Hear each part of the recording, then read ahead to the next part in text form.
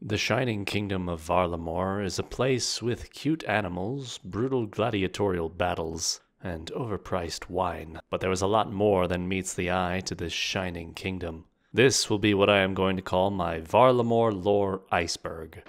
I did not plan to make a video about Varlamore because everything seemed pretty skin deep until I went to try the new Perilous Moons dungeon and saw this. Holy Jesus! What is that?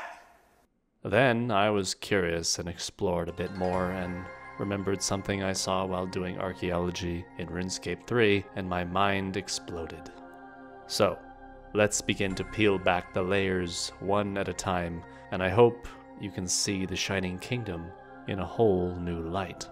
Varlamore is a beautiful place. It might be an unusual thing to say about somewhere in old-school Runescape, but I can feel the sun here. The dusty, arid plant life, the animals toiling in the shade of the acacia trees, and the potential hunters wandering the savannah, seeking pelts or meat to trade back in the capital.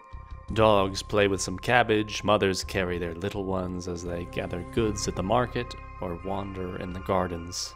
Organized crime syndicates pilfer the houses of the wealthy. Everything is as it should be, I guess. But let's dive a bit deeper. The people of Varlamore practice a religion that differs greatly from the main continent. It's called Losanium, which refers to the worship of Ralos and Ranul, the gods of the sun and moon. This religion began with the Talcasti people who founded Varlamore alongside the Pericans. Both the Talcasti and the Pericans were tribes of people who were escaping Zarek and his reign of terror in Korend. This blend of two tribes is what gives Varlamore a unique cultural blend that we would interpret as a bit of Roman as well as Mesoamerican styles. In the early days of the kingdom, human sacrifice was practiced. Those convicted of crimes were sacrificed to the god Ralos on the cliffs of eastern Varlamore. Eventually, this practice, though, was outlawed and replaced with the Colosseum as a way to continue to honor Ralos through the glory of combat.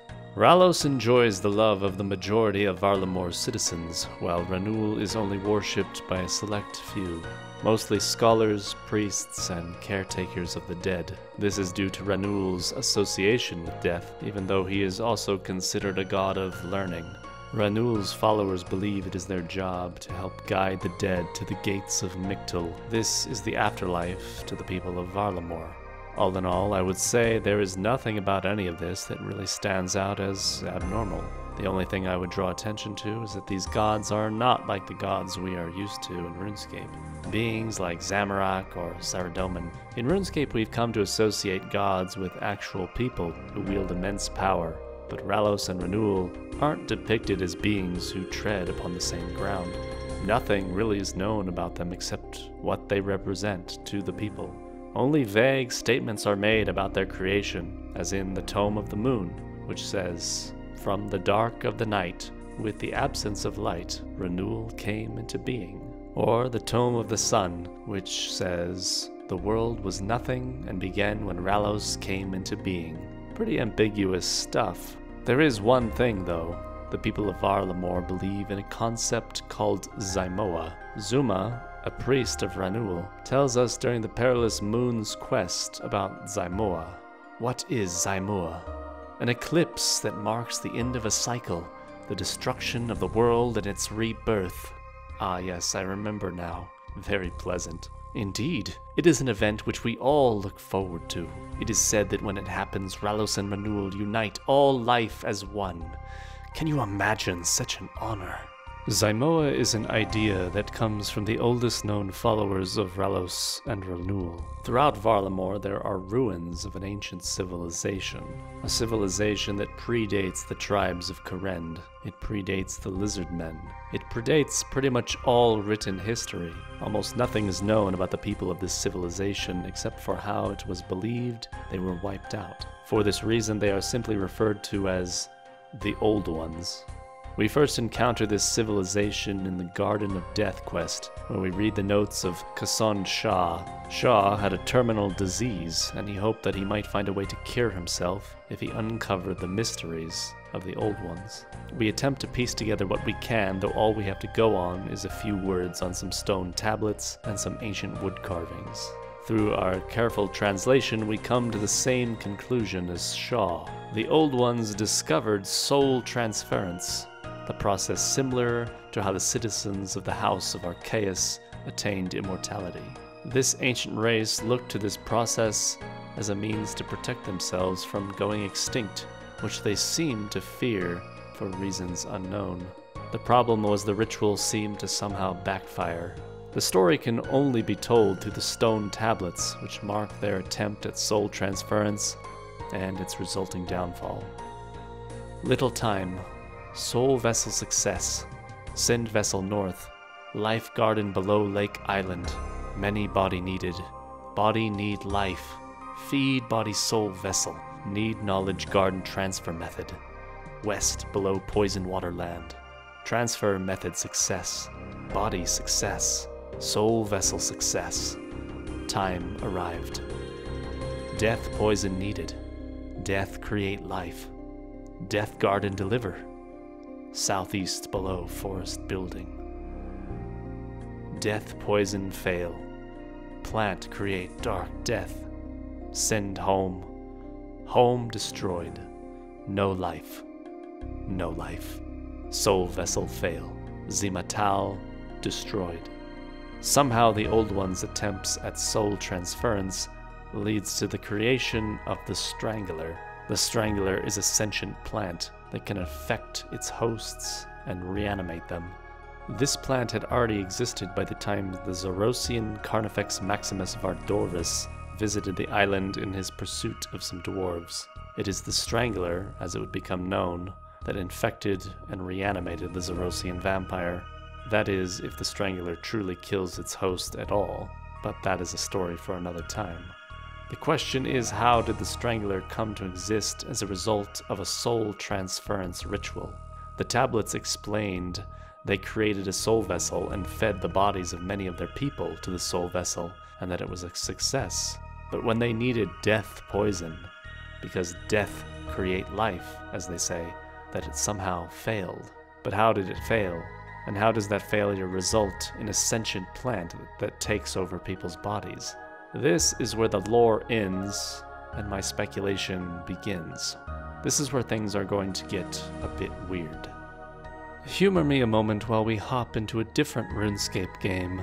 If you are reasonably accomplished in archaeology, you will find yourself in the ancient dragonkin ruin of Orthan on Anachronia. Upon excavation, you will begin to piece together the mystery of a dragonkin's scholar. You learn that the archaeology site was once a ritual site to conduct experiments on swapping one's consciousness with someone else. This was actively researched as a way for dragonkin to escape the pain of existence due to being cursed by the elder god Jas. Many dragonkin simply escaped back into the abyss, but the scholar in question, nicknamed Skeka, wanted to find a way to exist in the world, but without the pain of the curse. Skeka began to experiment with projecting her consciousness into animals like salamanders, with the help of a device that she built called the Moksha device. Moksha is a term from our own world which pertains to the religion of Hinduism. Moksha refers to the union of one's soul with what is called the world soul. Skeka eventually tried to swap her consciousness with a powerful being known as the Raksha, but the device malfunctioned and shattered her conscience into many pieces, which all merged with many different little yellow salamanders. This former dragonkin, now turned salamander hive mind, actually, over time, built a new ritual site and even a small city made purely of gold, probably due to the stability of the metal, in what is likely an attempt to perhaps reform her consciousness. The city and the new ritual site was found in our excavations, but nobody knows if the ritual was conducted or whatever happened to the shattered mind of Skeka. This is a long-winded story, but the point is quite simple. To me, the idea of soul transference, which was attempted by the Old Ones of ancient Varlamore, and Skeka's consciousness swapping, sounds very similar. And extrapolating from what happened to Skeka, we can kind of infer how the Strangler was formed. From the looks of it, when conducting a soul transference ritual or consciousness swap, if the ritual goes wrong and the device malfunctions, then the person's consciousness might end up splitting and going into any type of life it finds nearby. If the only other life in the area is a type of plant, then I would imagine it would be possible the consciousness of many of the old ones ended up going into such plant life and thus creating a sentient plant, aka the Strangler. The only part I am unclear about is the role of this death poison and how it screwed up the ritual. Perhaps anyone else with more knowledge than me could explain that in the comments. Oh, and one last thing. Let me give you a better look at this moksha device. Notice anything familiar? Let's look at the recreated devices made of gold that the salamander hive mind built. Now let's hop back over to Varlamore and take a peek at some of the ancient Old One ruins. Now, if I were a thinking person whose mind had not been shattered into tiny reptiles, I would say that these all look kind of similar. So I'm just going to say it. I think the Old Ones were using Dragonkin technology to conduct their soul transference rituals. We know there was Dragonkin presence in Karend and the Dragonkin Karum conducting experiments in the mountain of his namesake. Hell, I wouldn't even be surprised if the Old Ones were Dragonkin themselves. This concept art could just very well be a psyop. To further my evidence, we have the Old One's concept of Zymoa. The Dragonkin should have been the only race on Gielinor to fully understand the nature of the Elder Gods and the universe they inhabit, at least in Oldschool Runescape.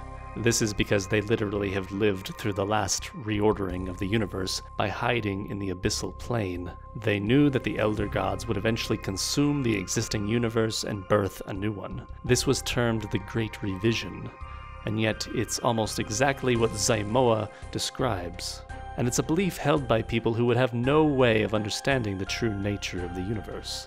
Zymoa feels like an ancient belief, even in the time of the Old Ones. Ancient knowledge eventually turned into a religion, as the original knowledge was lost and only stories remained. As for Ranul and Ralos, I feel that they at least in part represent the Elder Gods themselves, as they are only described as creators of the universe without any other details provided. Oh, and yes, the Varlamore sigil. Count how many rays the sun on the sigil has. It's 8. Count how many points exist on the moksha device in Orthan. It's 8. Each of the points contains a letter that spells out Skexlan. Skexlan in Dragonkin means the unbroken wheel. In a conversation that was written down, the Dragonkin Skeka, before she turned into a bunch of salamanders, had a conversation with another Dragonkin named Kranin. She speaks about how that they would basically smoke down on some dank snakegrass and rainerweed, kick back a couple cold ones, and vibe and talk about life. This is the only recorded moment where Skexlan is used in context to understand its meaning.